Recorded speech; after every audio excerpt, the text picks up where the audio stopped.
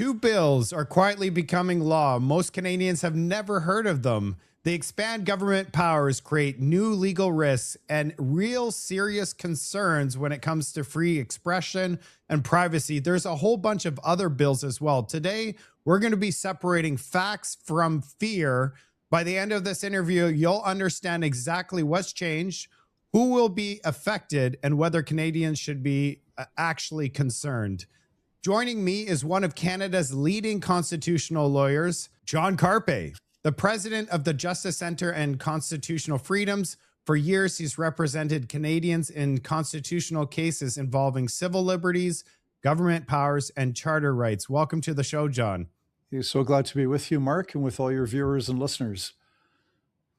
John, I always say this, but I have to say it again. You are a Canadian hero to me, and you're a wealth of knowledge. So we're going to learn quite a bit today. And there's just so much happening in Canada with all of these bills, and you are the expert when it comes to these type of things. So we might as well just get into it, because I have a lot of questions for you. Before we start all this debate, I mean, these laws, we're going to look at, maybe some of the good, the bad, and first, I want to talk about what has actually become law. I know that there's some bills that were recently approved. Maybe we could start there today. So already through the House of Commons, let me just back up 3 years and we'll do a quick overview. In 2023, the federal Parliament passed Bill C-11, which was the Online Streaming Act, which gave the CRTC, the Canadian Radio, Television and Telecommunications Commission, which had previously enjoyed authority over radio and television. Bill C-11, the Online Streaming Act, gave the CRTC power over the internet. Now, the CRTC has not been flexing its muscle in the last 3 years, but they have the power now to force people to produce more Canadian content, define Canadian content. And so this was a bad move, but we haven't really seen the effects of it yet. Then we had the Online News Act, which prevented Canadians. Hold on, John. I think that many of the content creators in Canada have been affected by this. Oh, okay. So I'm just speaking for personal. Like, I've seen sometimes my videos will not exit Canada. I've talked to other content creators, and sometimes different topics are suppressed. So they are controlling the algorithm already on this. So it is concern for people that want to have a voice in our community. But continue. I just want to make sure the audience knows that there are people being affected by C-11. I really appreciate you pointing that out. And technology is not my forte. And at the Justice Centre, I've got great staff that handle all the, communications and technical email and Twitter and videos and everything else. But yeah, no, you're entirely correct. The CRTC is now impacting, influencing algorithms. And I have actually, now that you've refreshed my memory, I've known some people who say that their content never makes its way to the forefront, and that's related to the CRTC. So the next bill they passed also 3 years ago was the Online News Act. That was C-18, and that prevented Canadians from sharing news links on Facebook.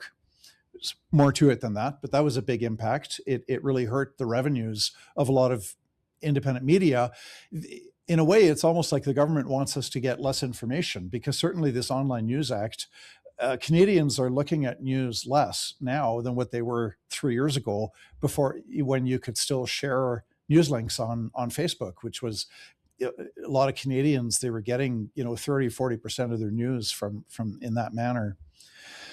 Parliament's also passed the Cybersecurity Act. That was Bill C-8, and by which federal cabinet ministers can order an individual Canadian, kick them off the internet, and it gives the federal government power over technology companies to tell them how to run their affairs and what kind of software to install and how to install it.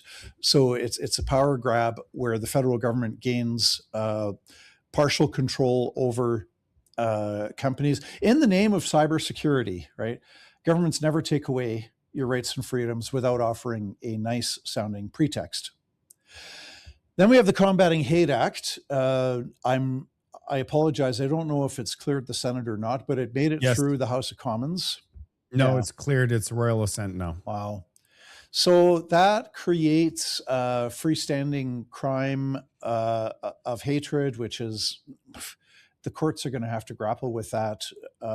It also subjects Catholic priests, evangelical pastors, Orthodox Jewish rabbis to potential hate speech prosecutions if they teach what the Bible says about homosexuality. So that becomes a restriction on religious freedom.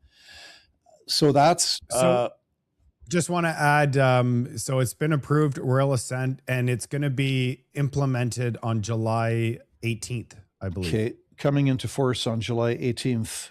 We'll have to wait and see what happens.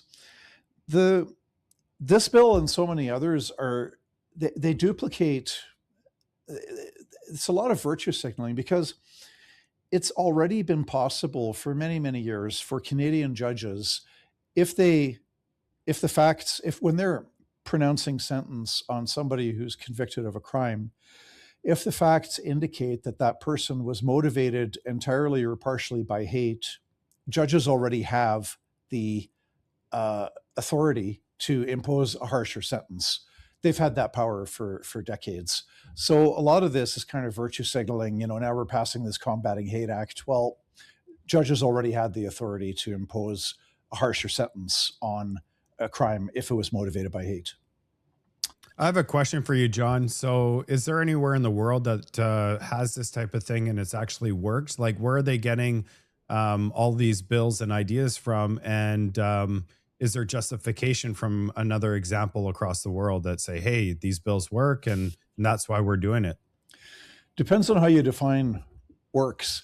In the United Kingdom, we've had over 30 people criminally charged every day over tweets, social media posts, even private communications with family members where they complain about immigration, or they say there's too many immigrants or too many immigrants coming in at the same time, or immigrants from the wrong places.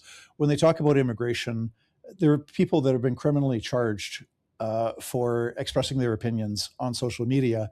So is it working? Well, yeah, if you want to censor speech and if you want to make only progressive woke speech, equity, diversity, inclusion, if that's the only kind of speech that you want in the public square, and if you want to ban conservative speech, libertarian speech, Christian speech, religious speech, well, then, yeah, these laws do work really well.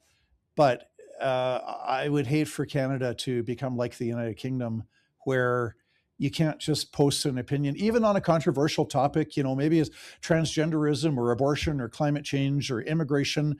You should just be free to state your opinions. And you know, Well, how are you supposed to come up with good ideas if you can't share your opinion? But I want to go back. You said something that kind of sparked my ears. You said between family members, people are getting arrested. How is that possible? Is it a family member sharing that with or are they monitoring what you're saying between family members and getting you in trouble? I heard of one case where it was a private communication which somehow got forwarded to police. So it wasn't even a, you know, Facebook or Twitter fully public post. And sometimes the police will arrest you. Other times they come and knock on your door, right? So you open the door, the police officer saying, "Well, very concerned about your comments on social media. We're not going to arrest you today, but we're just letting you know that you really need to be careful." This is the country we get our legal heritage, and our constitution comes from the United Kingdom, where the free speech built up over the course of decades. I mean, it used to be, you know, if you criticize the king, you could find yourself jailed or tortured or executed. And, you know, that was in the Middle Ages. But, you know, since Magna Carta in 1215, we've had this gradual evolution over the centuries where the British and the Americans also fundamentally got their constitution, at least, you know, the substantive contents, got them from the United Kingdom. So this is the country which provided us with a heritage of freedom, free speech, religious freedom, the right to a fair trial when you're criminally charged, and man, have they gone down the toilet in the United Kingdom in regards to free speech. So it's horrible. Well, I feel like I'm watching the news. I'm seeing the different things that's happening, and it does really appear that the citizens of the country are waking up, and it's nice to see. And hopefully they wake up enough to cause change. We saw Starmer step down, and hopefully that means that maybe maybe some of this stuff will put a pause, or there could be change here, because I mean, all of these bills, and I know we're going to talk about um, one of the bills, which is Bill C-34, which I would really like the audience to know quite a bit about that one, because it seems like that one ties in all of these bills together. They're all related and they're building blocks of the surveillance state. So, right before Bill C-34, the other one we should tackle briefly is the Lawful Access Act, which is Bill C-22. And this is the bill that requires companies to rewire their hardware, their software, their internal structure, so that the data can be easily accessible by government. And so you've had uh, Telegram and sorry, what's the other one? There's two of them. Um, Signal, and Signal. Telegram, and even WhatsApp. These are companies that have threatened to pull out of Canada if Bill C-22 becomes law, because they can, if they comply with the legislation, they can no longer protect the privacy of the communications of the users with end-to-end and encryption. Now, I don't know if they're going to follow through on that, but they have threatened. So this Bill C-22, Lawful Access Act, which has gone through the House of Commons, and I apologize, I'm not sure where it's at in the Senate or if it's passed or not. But It's it's at first reading in the Senate right now, okay, and then third reading in the House of Commons. yeah, it's also going to force companies to keep private confidential user data on file for 6 months. So that's every phone call you make, every text that you sent, and where you were at the time of making it, because they can piece that together by looking at the cell phone towers. I thought it was 12 months. Well, I heard that the compromise, and as we talked about, I'm coming back from holidays, so I haven't followed it Okay, no worries. 100%. I thought, But and I I heard think, that I heard they made it only 6 months, which would make it less bad. But at 12 months was the original bill for sure. Now I don't know if the government backed down and made it 6 months, but it was definitely 12 months, absolutely, in the but what first. what really concerns me is, why do they need this information? And I mean, like most Canadians, like myself, yourself, like other Canadians, we do everything right. We went to post secondary. We work hard. We care about our fellow Canadian. They don't need this type of information. It's Oh, yes, they do, Mark. They got to keep you safe from the bad guys. We got to keep you safe. The only way to keep you safe is to catch the bad guys. And the only way to catch the bad guys is for government to have access to all this private confidential data, because, they will try to say if they don't have that but access, they can't catch the bad guys. And it's highly misleading. who's protecting us from the government, John? You are. But other than that, like, I mean, there should be some safety guardrails, and I'm sure that we could talk about that as well. Well, briefly, what the system we've developed over the centuries has been a warrant system whereby uh, it the starting point is we all have a right to privacy.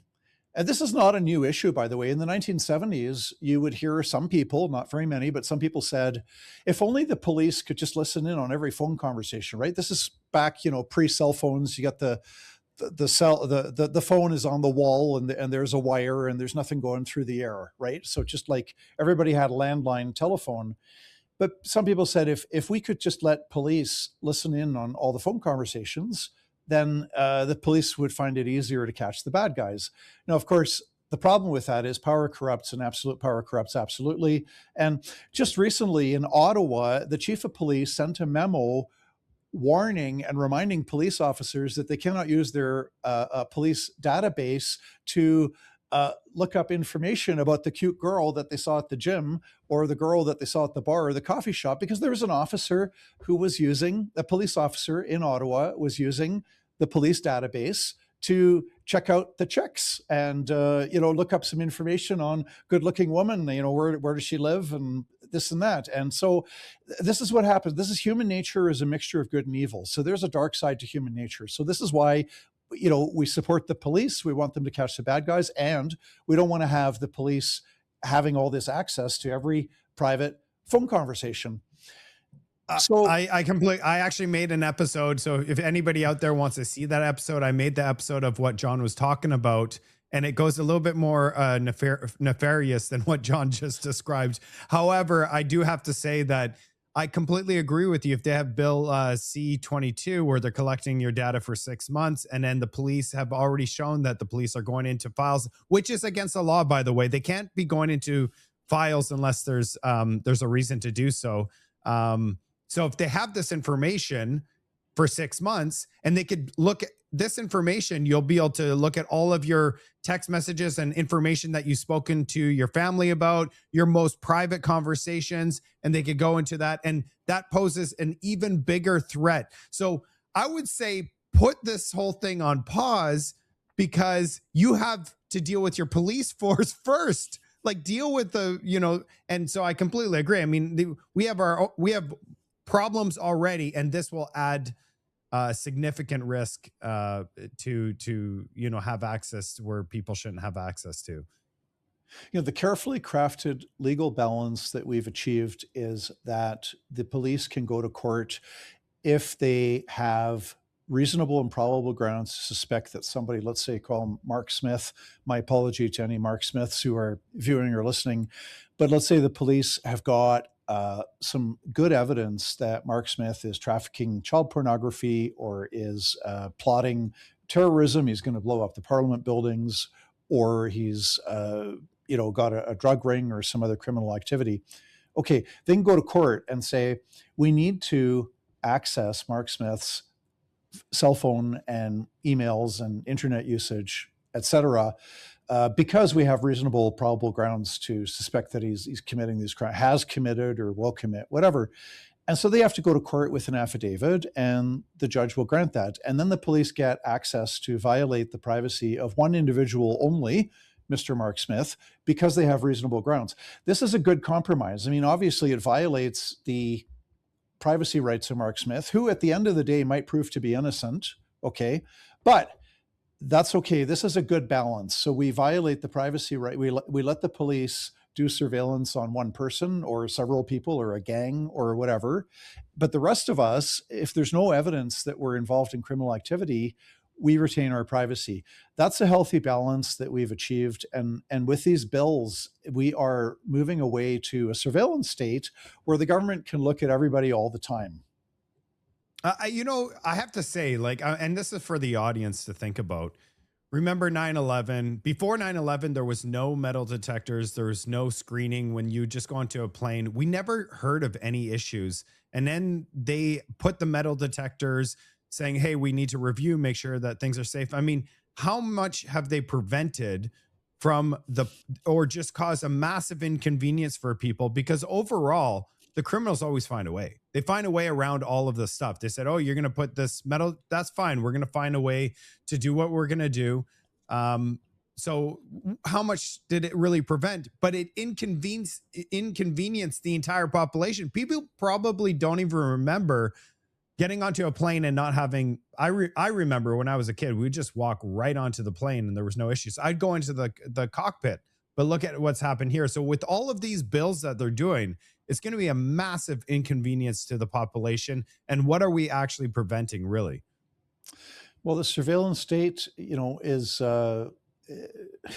I believe human nature is a mixture of good and evil. All of us are capable of great acts of heroism, generosity, self-sacrifice, courage.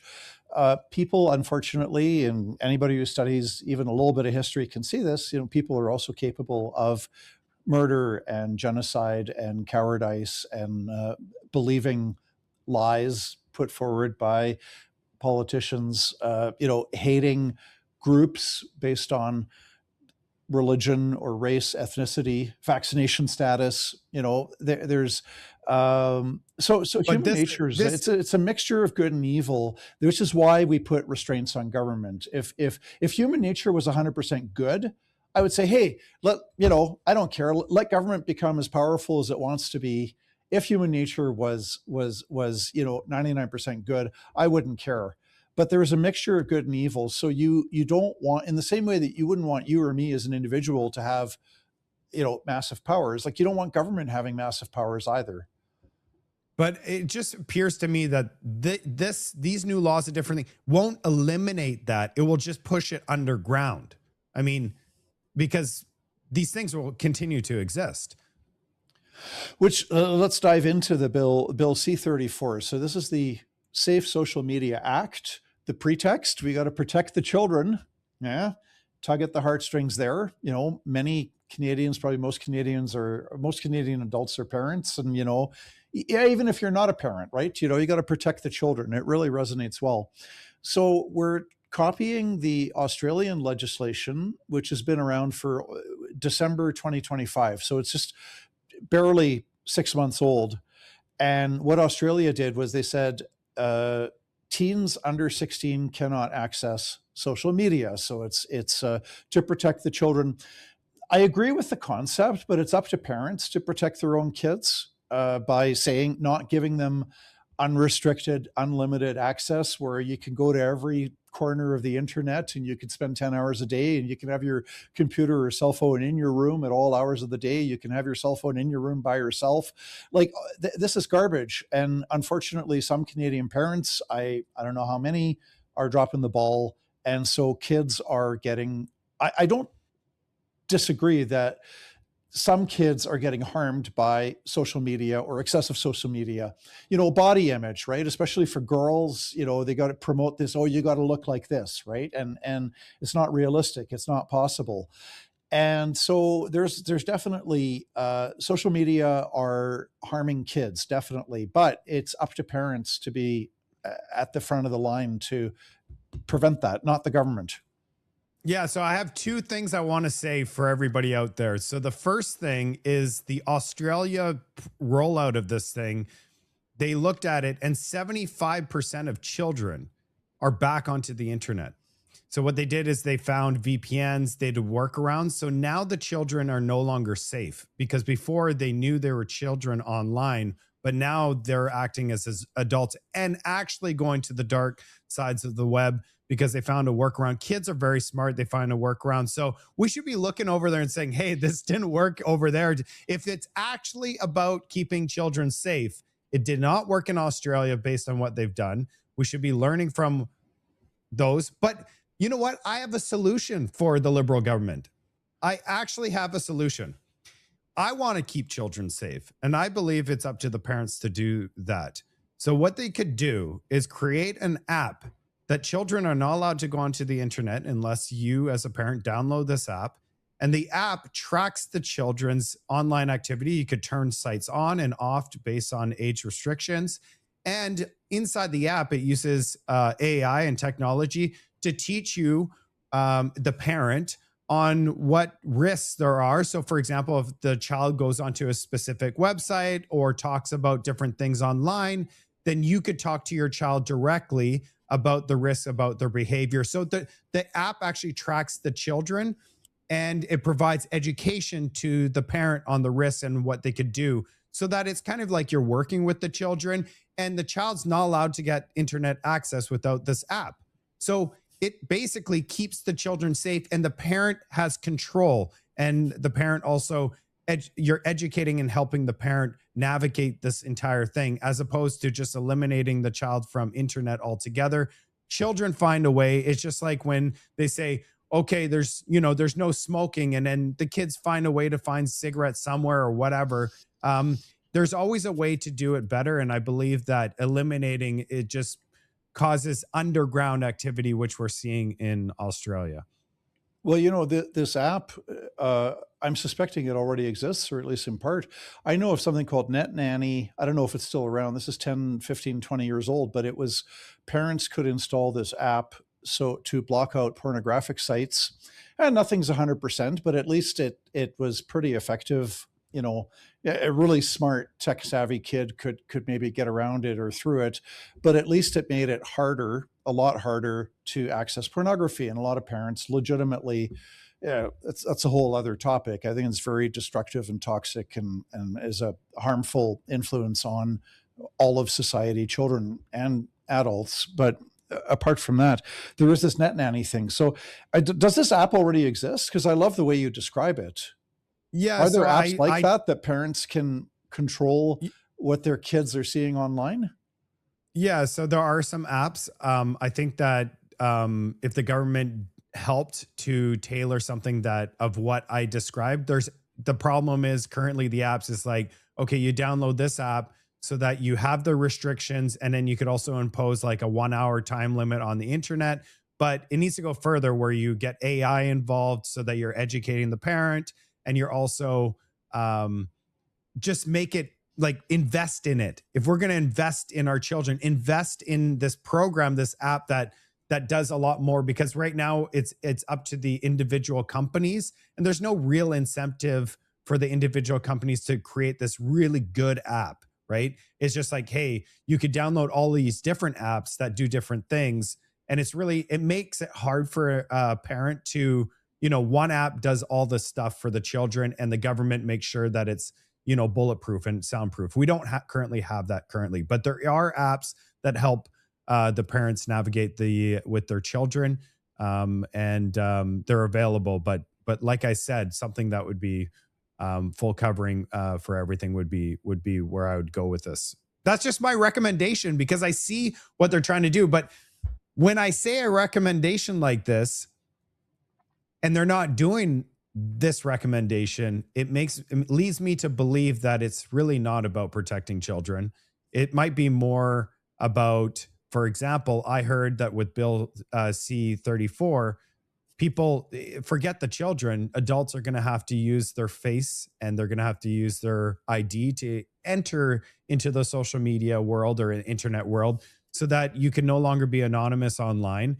And that also, because of that, it also wraps around all these other bills that they have so that you can't be anonymous. So Bill C9 would affect you if you did a spicy meme or you said something against the state or whatnot. And who's going to be a judge to what is hateful content online? You're going to leave it to a woke judge, which currently in BC we have that professor or teacher. I don't know what his role was in the school board system, where Barry he Neufeld. says Yeah, where he said there's only a advocating to boy in. protect children from the transgender ideology, and the Human Rights Commission orders him to pay $750,000 to some gay teachers in Chilliwack.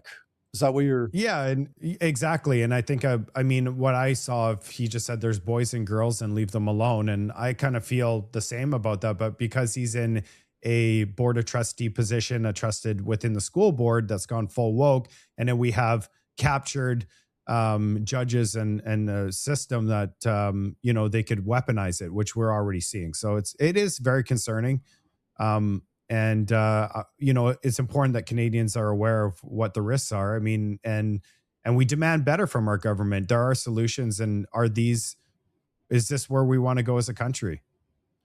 Well, some people do. I mean, they trust government too much. The only things they've heard about government in the school system is that government gives you free healthcare and uh, free education, free this, free that, which is not true. It's either paid for by current taxpayers or it's debt that future taxpayers will have to pay. It's not really free, but they only see the positive side of government. They don't learn history to know that government.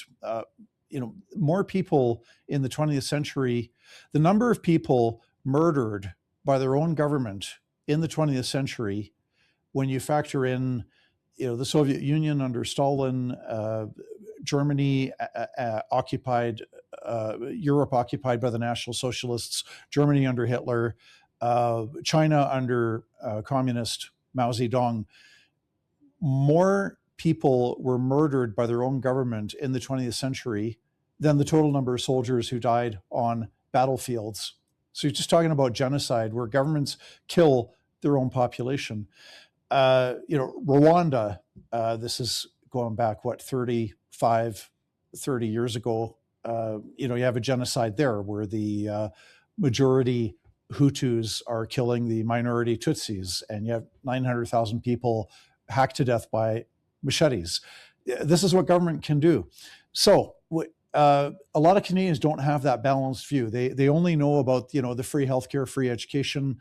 They don't understand that government can be a deadly killer as well.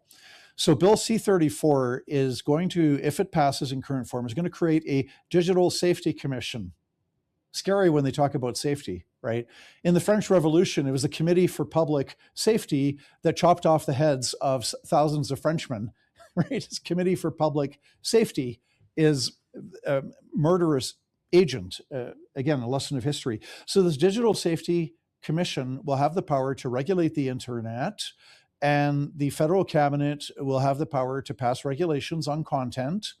The Digital Safety Commission can punish companies with fines up to $10 million or 3% of global revenues. So imagine a company like Facebook or Twitter. What are your global revenues annually, and take 3% of that? Probably a lot more than $10 million for some companies. In any event.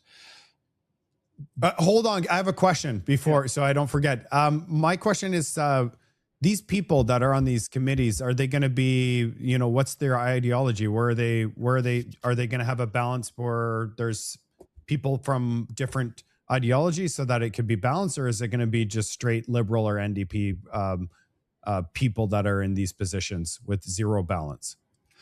Look, if it's the current government, they're going to appoint woke, progressive, equity, diversity, inclusion types, and they're going to make sure that the board people, that the vast majority of them are female and or dark-skinned and or Aboriginal and or LGBTQ, with the woke ideology. That's what's going to be on the Digital Safety Commission.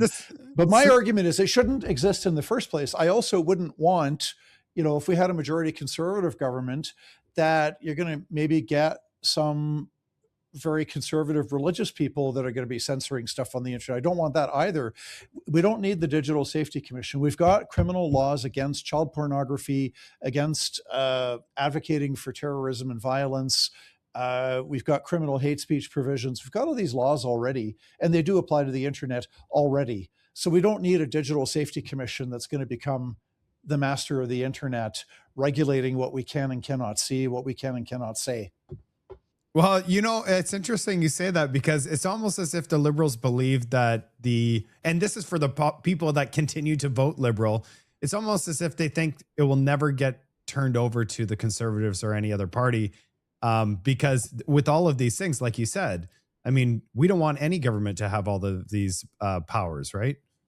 Well, a question to ask these people is, would you like Donald Trump to be in charge of what you can and cannot say, what you can and cannot access, read, hear, view? Would you like Donald Trump in charge of the Digital Safety Commission?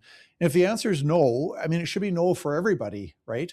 But I think that's a good way to drive it home to some people. I know that most Canadians, passionately, or many, most, whatever, to some degree, they anywhere from dislike to passionately hate Donald Trump. But there's a good example. Would you want Donald Trump in charge of what you're allowed to say on the internet and what you can read and see and view? And if the answer is no, it should be across the board, right? It shouldn't be about Mark Carney versus Donald Trump or Pierre Poilievre or anybody, right? We've got laws already. Child pornography is illegal. Revenge porn is illegal. Willful promotion of hatred of an identifiable group as per the group's race, gender, religion is already illegal. All this stuff is illegal, and it's illegal on the internet as well. What happens typically when an internet provider sees child pornography, they take it down and they report it to the police. And I know criminal lawyers who've said the internet companies have never been charged because they take it down as soon as they see it, and they report to police as soon as they see it. So just enforce the existing criminal laws. That's all we need to do. So I got a question for you, John. You probably won't know the answer, but let's have some fun here. 6 months from now, we got all these bills getting approved. What's the very first legal challenge you expect?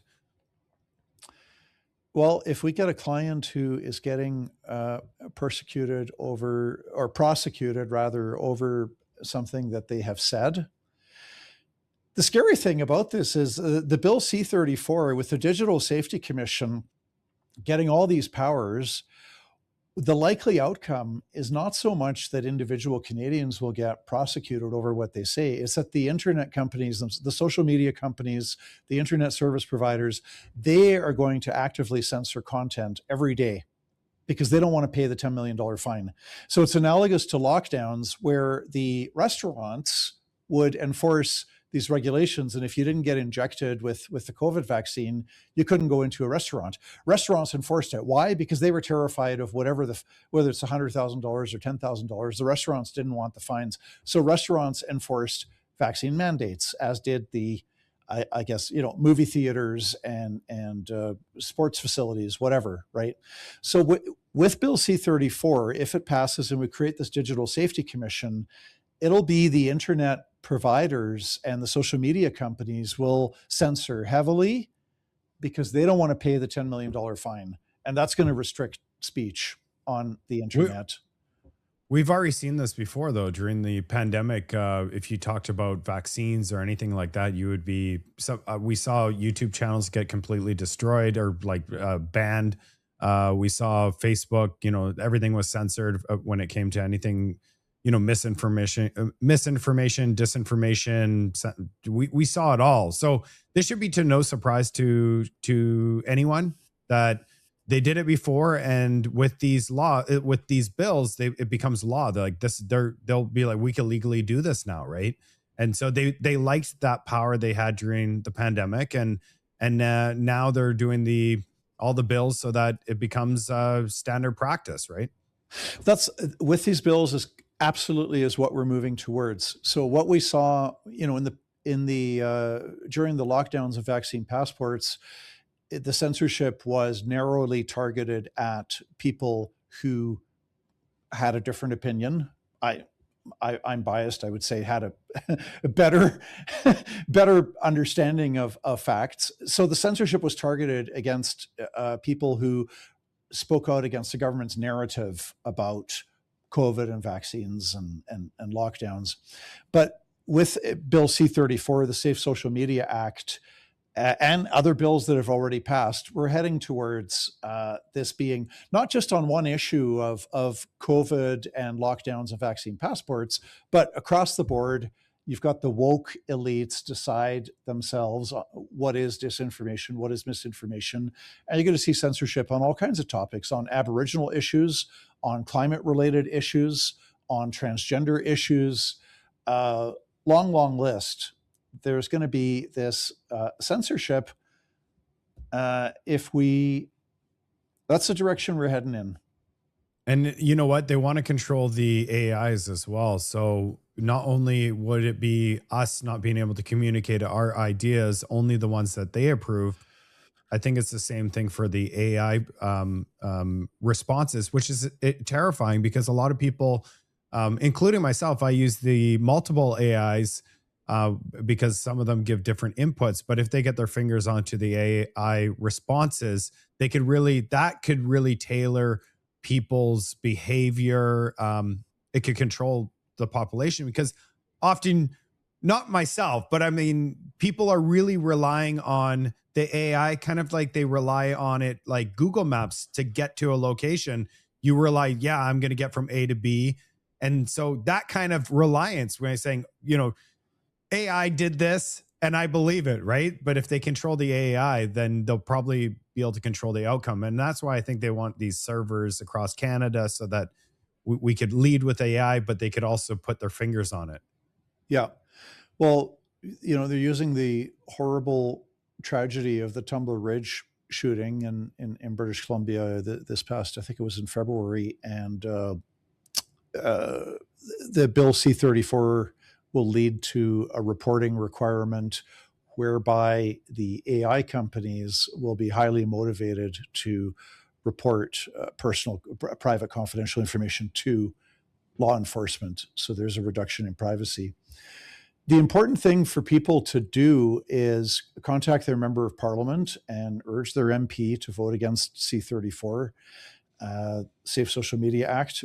On the Justice Center website, we have a letter that you can fill out, and you type in your address. It'll tell you who your MP is. And so you have a letter will get sent to your member of parliament urging him or her to vote against Bill C34.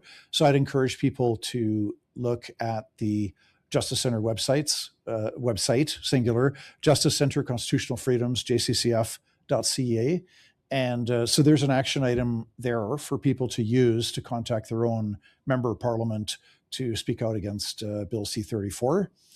And this summer, a lot of MPs are back home in the riding. You know, it's a good chance to phone the office and say, hey, I'd like to chat with you for 10 minutes about Bill C34. I'll put a link for the Justice Institute so that I can make it easy for people watching, as well as what's your take? I mean, what do you think people could do to educate their neighbors, or maybe their liberal voters, or people that might not be aware of this? Like, what would you do to, because I think it's not just talk to your MP, it's not just talk to them, which is great, we're going to do that, but also we need to go beyond that and talk about it with our neighbors. And I feel like a lot of times people don't talk about these things with their neighbors. I do. I'm not afraid. I'm not shy. And I say, oh, have you heard? And I always do it. This is the way I usually do it. Oh, have you heard about this, like, delete you from the internet thing? No, I haven't heard about that. Then it opens the door to the conversation. But I'd like to hear from you, John, what people could do to educate their neighbor, or just have like an open-ended conversation about what's going on here.